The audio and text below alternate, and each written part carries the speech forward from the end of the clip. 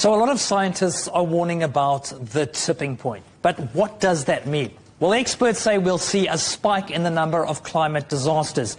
Things like wildfires, droughts, and hurricanes. That's if the average global temperature remains higher than 1.5 degrees above the baseline, set in the late 1800s. If that sounds random, here's the background. The height of the Industrial Revolution was between 1850 and 1900. Factories produced pollution, but at the time it wasn't enough to raise temperatures in a significant way. So that's why it's the baseline.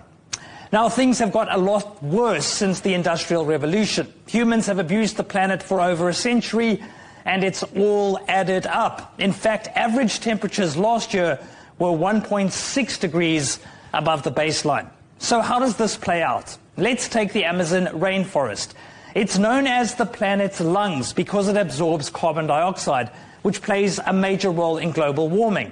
It can store as much as 200 billion tons of carbon dioxide, also known as CO2. The world emits around 40 billion tons each year, so the Amazon can absorb roughly 5 years of emissions. Let that sink in, 5 years. But there is a tipping point.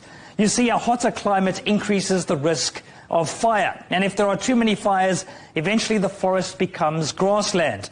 Some research suggests grassland absorbs much less carbon dioxide.